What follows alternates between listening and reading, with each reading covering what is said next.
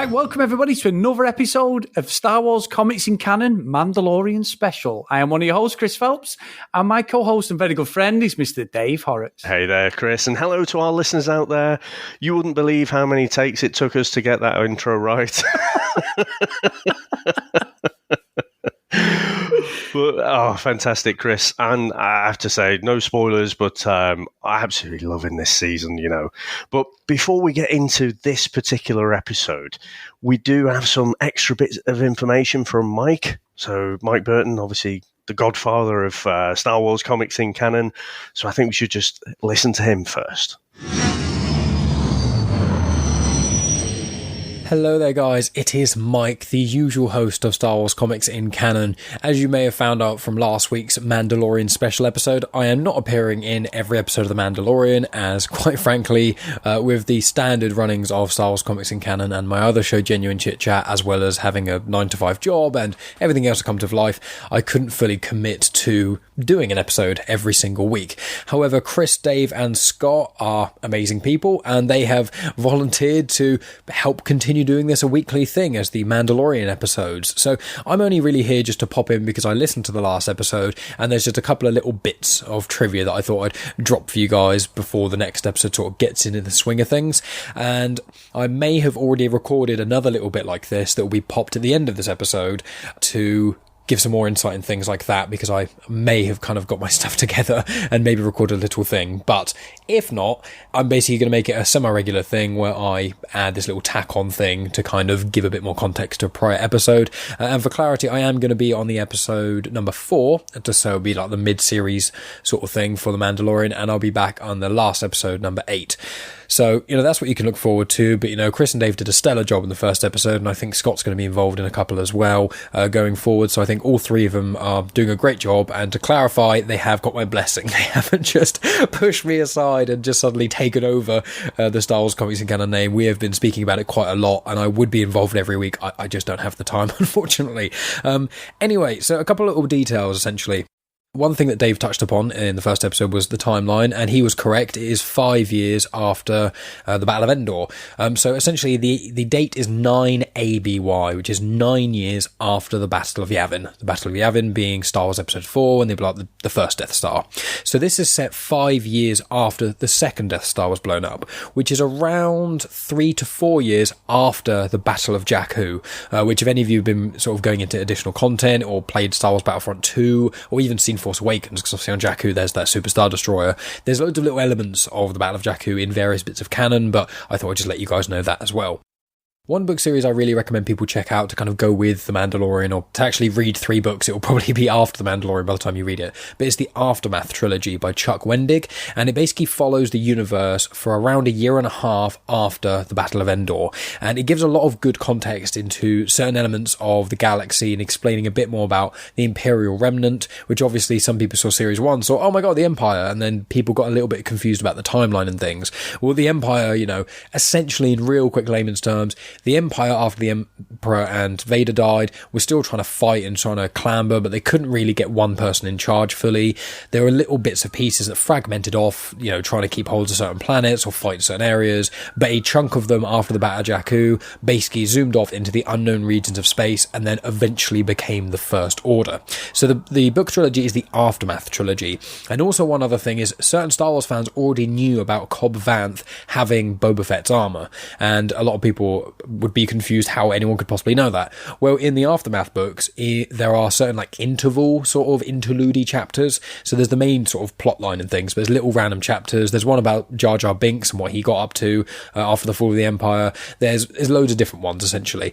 And I believe there's one chapter in each of the 3 books specifically about Cobb Vanth, and it basically retells the story of how he got Boba Fett's armor, and then also he basically had this fight with the Red Key Raiders. He did a small alliance with the Tusken Raiders to fight against these guys, the Red Key Raiders, which are a crime syndicate, which basically were trying to take over Tatooine in a lot of ways. So he managed to fight them off with the help of the Tusken Raiders, and when he did that, that was about a year after the second Death Star blew up. So when he had the alliance with the Tusken Raiders and when he got Boba Fett's armor, it was essentially about 4 years before what you've seen in The Mandalorian. So that's just a bit of context there. The only other 2 bits of information I want to give, because I do want this to be a little bit short, is the Crate Dragon, which is something that hasn't really appeared in canon very much. It's like little tiny bits, excluding in, as Dave also pointed out in the last episode, in A New Hope, you do see the skeleton of a Crate Dragon. And I think in other media that it's vaguely mentioned and stuff, but it's primarily in Star Wars Legends, which obviously in this show I don't really delve into that much, but I just thought I'd say that in Legends, if anyone played Knights of the Old Republic, I know it's one of the most popular Star Wars games, that is Legends, so it's like not in this current continuity necessarily, but in that there's basically a mission that you do, and you essentially do very similarly what you saw in The Mandalorian. You fight a Crate Dragon, and then afterwards you have the choice of giving the pearl to Tusken Raiders and doing an alliance with them, using the pearl to make your lightsaber way better, or selling it for a lot of money. And in certain other Legends materials, it's been referenced, like Han Solo at one point had one, and he used it to get into a Sabacc game, which got him the Millennium Falcon, but obviously that isn't canon. So the problem is that you delve into Legends, things get a little bit convoluted and a bit messy in a sense. But the Crate Dragon has appeared previously. The thing the Tusken Raiders did pull out was not an egg, it was a pearl, and yeah, it's just something that's unbelievably valuable, and the Tusken Raiders and the Jawas kind of have this spiritual hierarchy in a sense of beings, especially on Tatooine, and I think the Crate Dragon's very high up in that, so it's like a sacred thing for them to own that pearl. And then the only other thing I'm going to mention is essentially at the end of the first episode, you saw a character with some burning on their face, played by Tamula Morrison, who is the person who played Jango Fett and also Commander Cody. He is basically going to be Boba Fett. Like, I can't 100% guarantee that he could be a clone, but just for clarity, clones like are shown in the Clone Wars, like Commander Cody, or as you see Rex in the Clone Wars, clones actually age twice as much, or at least the clones made on Kamino to make the clone army, they age twice as fast as normal people. They did it specifically because if you're trying to create an army, obviously you don't want to have to wait 20, 30 years for them to be ready. That way they only have to really wait about 10, if not maybe a little bit less. But Boba Fett is an unaltered clone of Jango Fett, so he is basically just a copy of Jango Fett. He ages a normal time, and in Legends there is a story about how Boba Fett escaped the pit of the Sarlacc. Essentially he had this telepathic connection with this other person who'd been eaten by the Sarlacc ages ago. This person managed to kind of get the Sarlacc to squeeze Boba Fett's jetpack really hard, which caused an explosion, which got Boba Fett to escape, essentially with a few other bits and pieces. I'm trying to speed up the story. And Boba Fett essentially escaped with damaged armor. That really, really quick is basically how it happened in Legends. Whereas in the Aftermath trilogy, it does go into not quite any detail about Boba Fett. He's not really mentioned in there. It just says that, the Jawas found a salvaged armor from the pit of the Sarlacc after it was potentially damaged in some way. In Legends, Boba Fett did not destroy the pit of the Sarlacc. He heavily damaged it, but did not kill it. In canon, we don't actually know for certain. I don't believe he did, but once again, this is something that we can't confirm. However, due to the burns and things on Boba's face, I would presume something like his jetpack maybe exploded in the pit of the Sarlacc and something similar happened, or he used his flamethrower thing. Any of the things on his armor he could have potentially used, but obviously then it leads to the question, well, how come he left his armor behind? All these things, which I think is going to get explored quite heavily in the Mandalorian Series 2, or potentially it's going to be teased a lot and then right at the very end, or maybe in Series 3. But I just want to give some of those context to some of the things here, just because I love talking about Star Wars and any real excuse to do it. But that's really it from me, guys, at the moment. Obviously, keep listening because the guy is going to be talking about the second episode of The Mandalorian, which as I'm recording now is not yet out. And as I said, if I do manage to get a chance to, after watching the second episode of Mandalorian Series 2, I'll do another little bit of talking similar to this with a couple of tidbits of information and things. But if you can't wait that long, obviously I'm still doing episodes of Star Wars Comics in Canon in the meantime on Saturdays, and I will be on episode 4 of this Mandalorian special show thingy. So yeah, anyway guys, thank you so much, and back to the current stand-in hosts. Now, Chris, I think my favourite bit of information there, because last episode, I think I was just trying to be a bit too clever, saying, is it Boba Fett at the end, or could it be one of the other clones? Could they be throwing us a bit of a googly kind of thing? But I mean, ultimately, it's going to be, sometimes the simplest answer is the best. That it probably is Boba Fett. But something I hadn't really noticed, it's probably in some dialogue in the prequels there, but the clones actually age twice as fast as as regular people. Yeah, I didn't have a clue, Dave, and it may be that it's not Boba Fett. I'm hoping it is because of the war wounds and that we saw on his face. But if it's not, then fair enough. And it opens it out. I mean, someone had said to me today, like, I believe they're making a Boba Fett extension. And I said, I don't think they are. But this was a friend of mine who's I've got into watching The Mandalorian. They've basically binged it. And I said, I've not read that at all. So whether they've clicked on something like a Facebook ad somewhere, Dave, I'm not sure. But yeah, I was not aware of that in this unit. And that's what Mike's there for. Mike's just the absolute encyclopedia, isn't he, and knowledge for Star Wars, which is he's brilliant. I'm sure last week when I was coming out with random statements, I can imagine Mike going, "No, Chris, that is incorrect." My favourite bit of last week is who is it? Who is it? You know, and fucking Chewbacca. You know? What a fan! I've got a Darth Vader head less than half a foot away from me, Dave, and all this Star Wars stuff, and I still got that fucking wrong last week. I've actually got my Chewbacca socks on at the minute, so nice and cozy, warm. Now, Chris, when we start off this episode, it's straight into the action, isn't it? So we see the Mandalorian, he's heading back from Mos Pelgo, and basically he's ambushed by these bandits who completely total his speeder bike. What do you reckon to how that all opened? I thought it was great, Dave. I've got to say, the cinematography, and again, you know, taking some of the beats that we know and love from the Star Wars movies, that's what I love about it. But the cinematography for this series is fantastic. A little bit of a shorter episode than last week, but still, they're actually longer than the whole of the first season. It's 42 minutes, this is clocked at, Dave.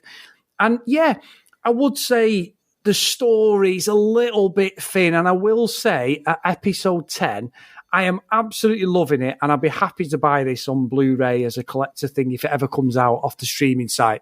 However, the sort of I don't know how you feel about this, Dave, because I know you love it, and I do love it. I'm not being a bad cop as usual here, but the stories are getting a little bit samey for me. He has to sort of pick somebody up, or he has to go somewhere to do something so he gets to what he needs or where he needs to get to. Does that make sense? There is a lot of the DNA is very similar to these last few episodes. I think it's more like old school TV. You know, so with the Netflix binging culture that we've got at the minute, I think, you know, some of the Marvel series, for example, sometimes I'll watch a whole episode and I'm thinking, I loved it, but what fucking happened there? You know, whereas this has a self-contained story within a single episode, but then, you know, there's an overarching story as well. So that's what makes it feel like more like old school TV. But I agree. I mean, just the way it looks fantastic. And this was directed by Peyton Reed. So actually director for Ant-Man and Ant-Man and the Wasp. So, you know, he's bringing out some of the big guns here. Written again by Jon Favreau. And yeah, I had a friend of mine, Anthony, had pinged on Twitter that, you know, after the first episode, that was his favourite Mandalorian episode. But then, you know, episode 2 was his least favourite. But I didn't really feel that at all. I felt I didn't think it was as good as episode 1, but I still really, really enjoyed it. Yeah, honestly, Dave, I enjoyed it. I just felt a little bit of the DNA is very similar in not just these first 2 episodes. The first one was fantastic, but it's just there's always something. He's got to transport somebody, or he's got to go and do something, like he did last week. You know, when he was trying to get Boba Fett's armor off that guy, and you know, and he's that Cobb Van one. It was that Timothy Oliphant, or Oliphant, what he's called. But yeah, look, there's nothing wrong with it. It's a brilliant series, and I do think the fact that we get to see the X-wing fighters, Dave. And Mike's analogy and description, which we will get at the end, is brilliant. He's got some lovely little nuggets about the X-wing fighters, which the actual people who are playing the characters. I think it's brilliant. Yeah, no, it's fantastic. But you know, it does have. We said last week, didn't we? It's got a bit of that Western feel. But you know what? It sort of reminded me of the fact that he had to walk back to Mos Eisley. It gave me a bit of a Kane from Kung Fu kind of feel. Do you remember that? Yeah, I do that. Yeah. I don't know why. Maybe it's just because he was walking in this kind of sandy desert or whatever. But you know, he gets back there. he's still looking. He's trying to find these other Mandalorians, isn't he? So he finds old Pelimotto cards again with Dr. Mandible, and they've got information. He's got information about the Mandalorians, but he's got to transport this frog lady who's got her eggs, and it needs to go off to this estuary moon called Trask, where her husband is going to fertilize her eggs.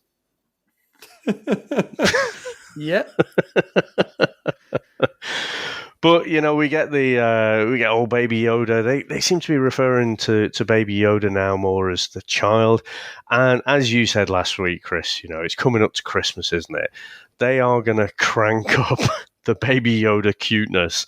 But I wasn't sure how I felt about him keep dipping in and eating the eggs. I kept thinking, is he going to transform, or are they going to sprout out of him or something? But yeah, he was a bit of not a cannibal, Dave, but yeah, he was a little bit. It's the comedy of the episode, wasn't it? And the Mandalorian's just saying to him, "Don't do it, no, like a kid." He's just playing him like a kid completely. Yeah, and I think just to be clear, these were unfertilized eggs, so they weren't little baby frogs or anything. So. Yeah, I did think it was cute, but I was like, look, they're quite important, as cute as it is.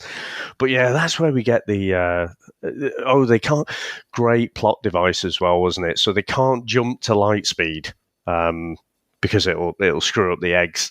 So he has to go pretty slow, and that's where the X-Wings come in, isn't it? And it's just, again, it just fills you with nostalgia, doesn't it, for those old school X-Wings. And, the fact that they're not the leanest as well, I think that makes me nostalgic for, what was the guy's name? Porkins from the original Star Wars. Porkins. That is just so wrong, Dave. Yeah, it really is. But so the X-wing fighters aren't the best athletes around. But yeah, nice little scene there where basically he totals the ship, doesn't he? Don't they? It just completely messes it up, and they end up in this sort of snow. Not like a cave, aren't they? Really, they fell down, and then what we get to see then, Dave, is little Yoda, Baby Yoda, is. Or he's called the child, isn't he, by the Mandalorian, starts sort of eating one of these little burrows, and then we just get this plethora of fucking spiders coming, don't we? Like in some, and then the baby, the baby mama comes, Dave, and it looks fucking ridiculous, doesn't it? And chases after him, and they basically infest the whole ship as well, don't they? Yeah. And I think. That is great. There's a great bit of suspense. I mean, the ship is absolutely knackered. We're even getting some, like the horror house, the Hammer House of Horrors, Dave. Even if I couldn't do the start, that's even worse. But you're getting that, like, where he's putting in the claws of the spider thing are coming through the ship, aren't they? Yeah. And they're nearly killing him and all that. So you get a bit of suspense. One thing I did pick up on this week, though, Dave, is the Mandalorian. We were talking about that Sergio Leone type Western movies, and feel. I don't know whether it was just the way his dialogue was, but Pedro Pascal is the Mandalorian, and you're saying about like Jon Favreau, the way he wanted to shoot this. I don't know what they've done, but in this episode, the more I listen to the Mandalorian talk, Dave, he sounded like Clint Eastwood. And I don't know why. When he was sat there with the child, when he says like, I'm going for a sleep and stuff like that, and then later on he'd done the same. I don't know what it was, but I really, really couldn't get. I had my earphones on as well, so maybe that was it. But it didn't half sound like Clint Eastwood, and I'm thinking, have they done that on purpose, or is it just me? I don't know. It wouldn't surprise me if he's maybe planted that seed in Pedro Pascal's head, that it is a bit of a Western in space, and then he's sort of taking the lead from old Clint Eastwood there. I mean, if we get some Mexican guy, who's like, hey, Blandy, hey, you and me, Blandy. Nothing beats it, Dave, though. Back to the Future 2, doesn't he, when he gets the old plate on. Obviously, that's Marty's inspiration for the third one. Oh, yeah. Brilliant. Absolutely brilliant. But no, I think as well, Dave, they're against all odds, and you're thinking, well, something's got to give here. Is this this alien thing with the eggs, is that going to, basically meet its maker? Someone's got a car kit, and then all of a sudden we just get blasters going off, don't we? And the Mandalorian's like, what the hell's this? And he comes through the ship and kills a few little spiders, and we've got the X-Wing fighters there again. Coming to save the day. And I found this a little bit weak. I think, the fact that, they realise that he's on the wrong side of the law, but because he's done these good things as well, they're going to let him off. Or looks at the end of it that, he's going to probably help. They're probably going to help him get his ship all fixed up and stuff. Yeah, I must admit, because we never heard the ship land or anything, did we? The two ships have just come in and he's not heard a thing. He did everything he can to elude them both and escape them, and they just dropped down. I know he's got this thing on top of the ship destroying him, so he's obviously focused. He's not going to be on, is that a ship I can hear out there, or two ships?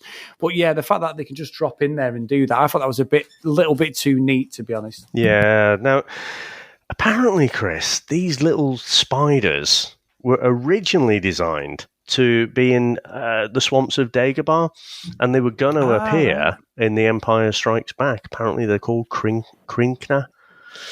So I thought that was interesting. But again, it's another one where I guess people are feeding Jon Favreau the information as well, but it's another deep cut. It's a reach. It's not something that was even in the movies. It's something that was drawn up by an artist, a guy called Ralph McQuarrie, and he's just reached there. Yep, great. Let's have those, and we'll put those into this episode. It's quite good. And what I did like, David, and it's something that I think we've talked about, and I love the fact that Jon Favreau has included some normality to the show. So the Mandalorian says to that, I don't even know what it is. What's it called? Is it like a fish thing or whatever it is? The one that's carrying all the eggs? The frog lady. Frog lady. And he says to it, like, basically, if you want to go to the toilet, the privy, I think he called it. If you want to go to the privy, go now. Well, we never hear that in any Star Wars stuff, but it's when he's having a sleep at the end. The ship's absolutely on its arse. It's got holes in it. He says that I can only keep the pressure in the cabin here, if you need the privy. So that's something that you always used to think outside that fourth wall. You're like thinking, well, how do they go to the toilet? Is there a toilet? I know it's stupid, but it's all real life things. I know we're in a different galaxy in that. But it's when he says to the child and that he goes, I'm having a sleep, wake me up if someone shoots at us. And that for me was the line of the episode, because that is like bringing a bit of life to the world. Like that. I don't know why, but it really hit home that thinking, you know what, I really like that line, because he always used to think, well, how are they going to travel across the galaxy and not be able to sleep or whatever? And he obviously an autopilot. So I know it's nothing major, but for me, just to flesh out the Star Wars world, little things like that mean more to me to make it a bit more believable when I'm watching it. Yeah, and I think it was episode 1 of season 1 where the guy who he's got a bounty on goes back to use the toilet. And I remember at the time that people were saying that was the first time you've ever really had reference to a toilet in Star Wars. Do you remember the guy? And he ended up freezing him in carbonite, didn't he? Yeah. So, now I tell you what, Chris, the first episode had that real Tremors feel. With the spider eggs, the eggs in particular, it had a real Alien feel to me. I mean, the way the eggs opened in particular was pure Alien, wasn't it? And when Baby Yoda was eating that one, I'm like, oh, you don't want to be eating one of those. You're going to have a little alien bursting out of your chest. But I wonder if this season, it's very much in that grounded Star Wars universe, isn't it? But I wonder if it's going to be a bit of a theme where, he's also homaging these other great sci-fi properties as well. It could be. Let's see if they bring the Terminator into it, Dave. That'd be awesome, wouldn't it? That. Yeah. That could be that robot that the frog lady was using to communicate with the Mandalorian in English. He could just suddenly, become a killer robot.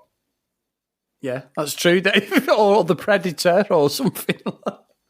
You could have anything.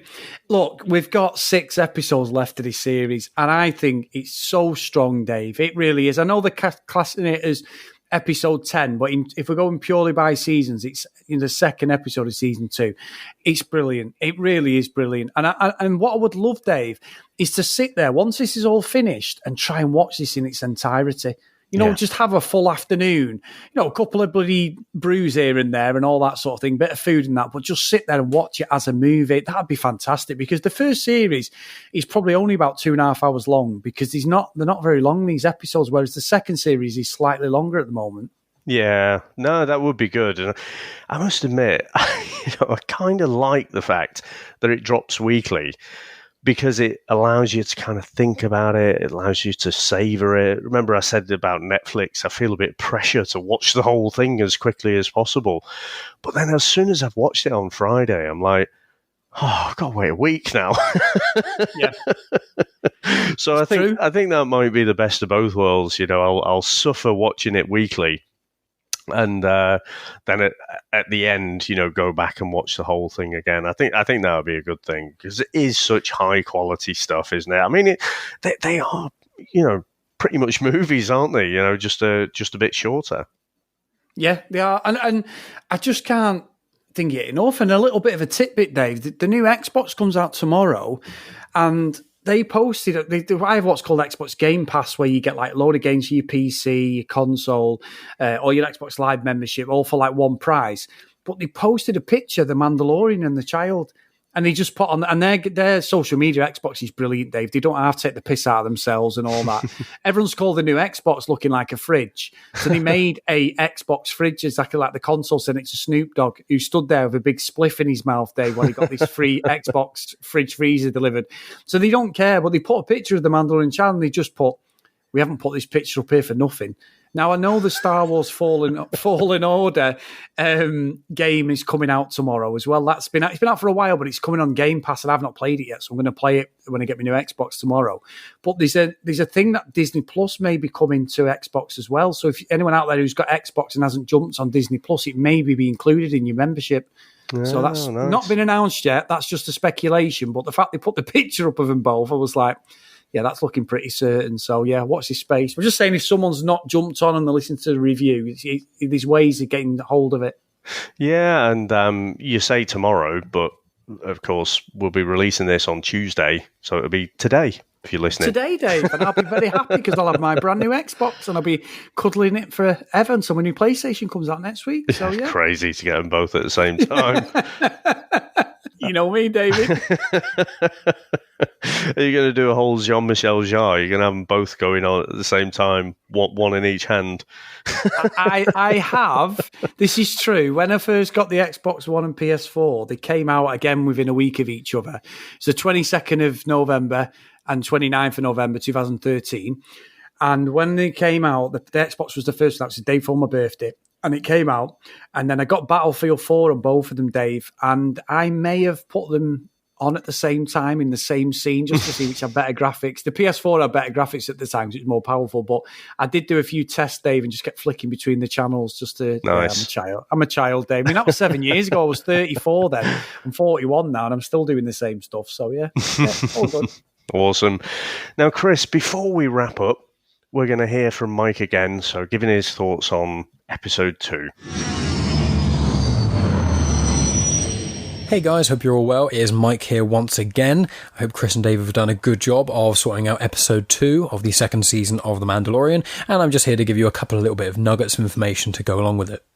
So in this episode, there's a lot less things to connect the dots to than there were in the last one, so it's probably going to be a shorter thing. There's just a couple of minor things here. One of them is the 2 X-Wing pilots that you see. One of them is called Dave Filoni, and he is actually the creator of Star Wars Clone Wars and Star Wars Rebels. Well, him and George Lucas, I think, created Clone Wars together, but he's the forerunner for Clone Wars and Star Wars Rebels, and he has had a hand in a lot of Mandalorian, the episodes, but also he's the person responsible for bringing the Mandalorians into the forefront of the Star Wars canon. Mandalorians, I think, in Legends were quite prominent, but in the new canon, they're pretty much only in Clone Wars and Rebels until, obviously now, the show The Mandalorian. So, I really recommend checking out Clone Wars and Rebels for those sort of Mandalorian connections and history and things. And at some point in the future when there's an episode about the Darksaber, I'll go into more information about that too. Keeping in line with Dave Filoni from Rebels and whatnot, there are some spiders things in this episode, which I can't find a name for them specifically, but they look very, very similar to a species of spider things in Star Wars Rebels called Krykna. That's Krykna. They're found on the planet Atolon, and that is in series, I think, 3 and 4 of Star Wars Rebels, and they're quite prominent in there. They're very hard to miss, and they're quite creepy looking. They are very similar, it's just that the sort of the head part is slightly different, and from what I can see online, they are different species.